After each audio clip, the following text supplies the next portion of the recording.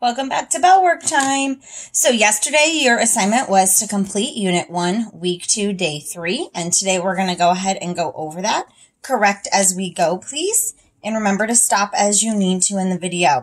So starting at the top, you read your 2 paragraphs about salt again.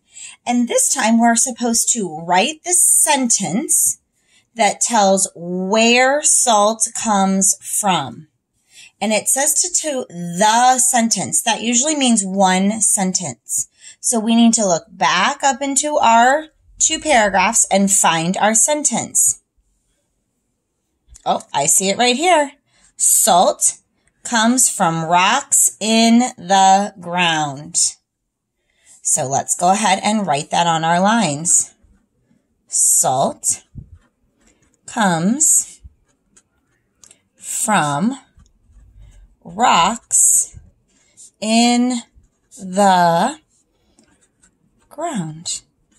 Make sure that you're not putting capitals for anything other than the beginning of your sentence, and that you put your punctuation at the end. All right, today we're going to work on capital H for our cursive. So let me zoom in here a little bit to help you. Here we go. So for a capital H, you're going to start at the top. You're going to go diagonal down, pick up.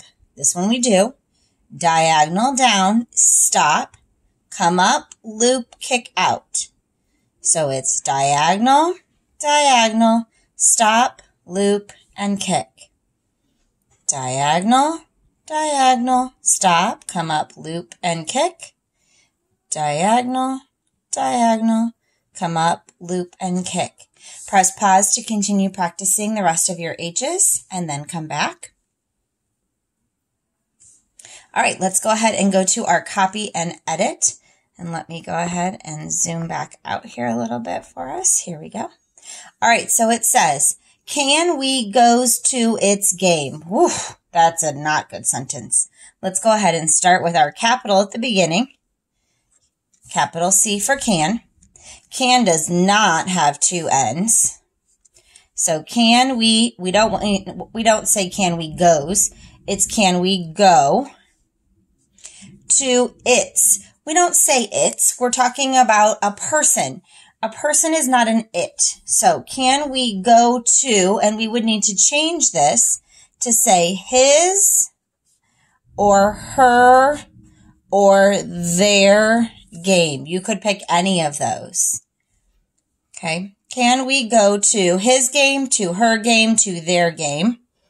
And then a question mark at the end. Let's go ahead and write that nicely. A capital C at the beginning for can.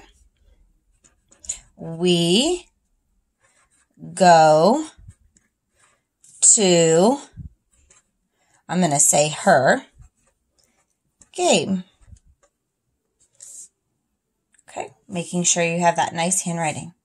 All right, so today we're going to go ahead and actually measure our line segments, and we're measuring to the nearest inch.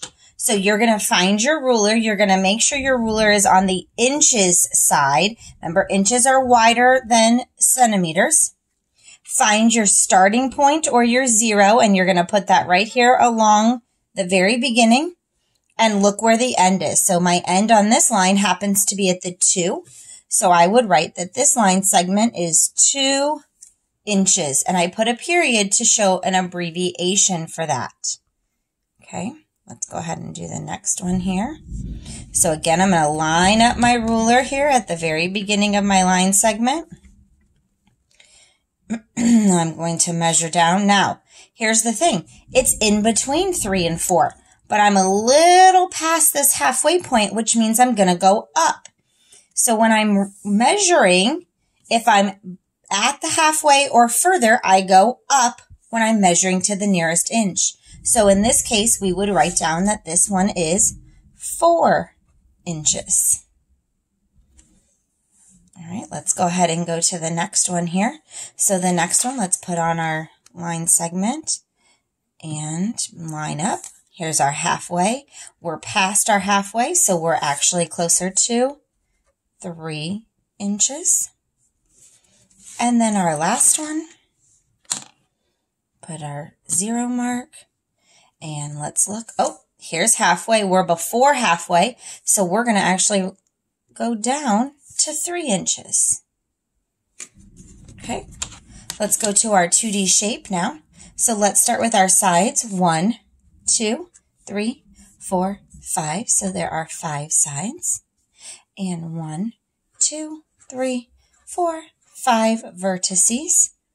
So a 5-sided shape is called a pentagon. Penta means 5.